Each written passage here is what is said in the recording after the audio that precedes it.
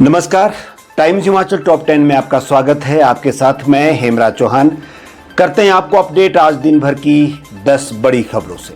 हमीरपुर जिले के बड़ेहर गांव में शराब के नशे में हुए विवाद के दौरान कथित तौर पर बेटे ने अपने 65 वर्षीय पिता रतन चंद की पिटाई कर दी, जिससे उनकी मौत हो गई।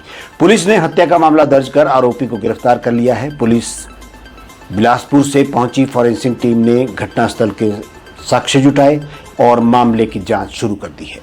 हिमाचल प्रदेश में कुल्लू और किन्नौर में बारिश और भूस्खलन से जनजीवन प्रभावित हुआ है। सैंज घाटी में 2 पुलियां बहने से संपर्क टूटा, जबकि किन्नौर के याशंग गांव में पहाड़ी दरकने से सड़क, खेत और पेयजल पाइपलाइंस को नुकसान पहुंचा है। मौसम विभाग ने 18 और 19 जुलाई के लिए यानी कल और परसों के लिए येलो और 20 और 21 जुलाई के लिए ऑरेंज अलर्ट जारी करते हुए भारी बारिश की चेतावनी भी दी है। इधर भाजपा विधायक और पूर्व मंत्री विक्रम ठाकुर ने उद्योग मंत्री हर्षवर्धन के बयान के बाद सरकार पर सवाल उठाए हैं। विक्रम ठाकुर ने कहा कि मंत्री ने अपनी सिफारिश पर 600 से 700 लोगों को आउटसोर्स के माध्यम से रोजगार दिलाने की जो बात कही है, यदि ये बयान सही है तो फिर ये बैकडोर भर्ती का सबसे बड़ा प्रमाण है।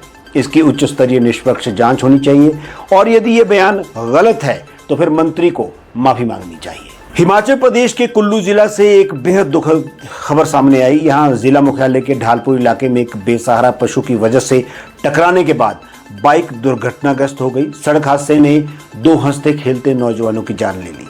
इस घटना के बाद से पूरे इलाके में मातम पसरा हुआ है और 2 परिवारों पर दुखों का पहाड़ भी टूट पड़ा है। इधर हिमाचल प्रदेश के शिमला जिले के रामपुर उपमंडल में HRTC की बस हादसे का शिकार हुई और इसमें कंडक्टर सहित 3 लोगों की मौत हो गई और 21 लोग इसमें घायल हुए हैं। घायलों को रामपुर के खनेरी अस्पताल में भर्ती किया गया। अब तक बस हादसे के पीछे की पक्की वजह तो सामने नहीं आई है, लेकिन सवारियों ने बस को लेकर कई बातें बताई है। ऐसा माना जा रहा है कि तकनीकी दिक्कत की वजह से भी ये हादसा हो सकता है।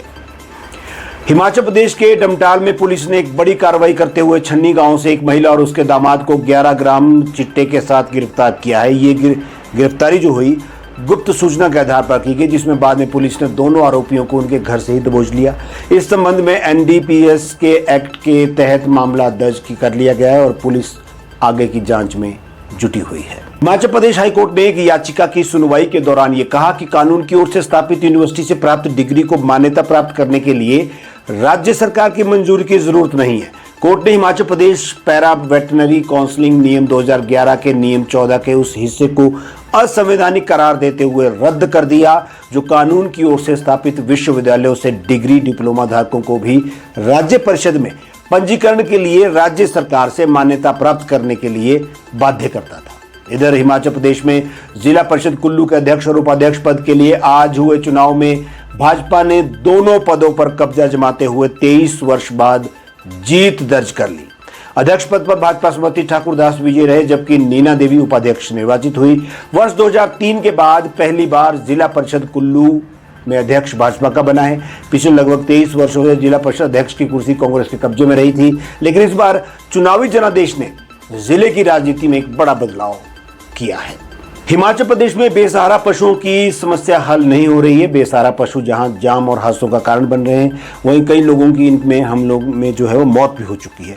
इसके अलावा कई स्थानों पर तो लोगों ने बेसहारा पशुओं के कारण खेती करना तक छोड़ दी है। सोलन जिले के कुमारहट्टी बाजार में व्यापारी देवेंद्र वोहरा की बेसहारा सांड के हमले से मौत हुई है और पिता को बचाने आए बेटे पर भी सांड ने हमला कर दिया, जिसमें वो गंभीर रूप से घायल हो गया है। हिमाचल प्रदेश में मानसून एक बार फिर से जोर पकड़ने की तैयारी में है।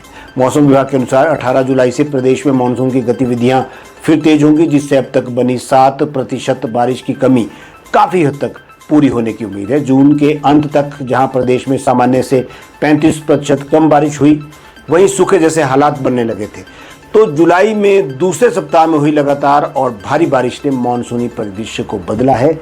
बारिश अच्छी हुई है, लेकिन अब कल से मौसम का मिजाज और बदलने वाला है। आप सतर्क रहिएगा। टाइम्स हिमाचल टॉप 10 में आज बस इतना ही। कल नई खबरों के साथ, नई जानकारियों के साथ फिर से हाजिर होगी। आप हमें फेसबुक के साथ साथ यूट्यूब और इंस्टाग्राम पर भी फॉलो और सब्सक्राइब कर सकते हैं और आप हमारी वेबसाइट पर जाकर के खबरों को पढ़, देख और सुन सकते हैं। www.timeshimachal.com पर जाकर के आप लॉग इन कर सकते हैं। नमस्कार।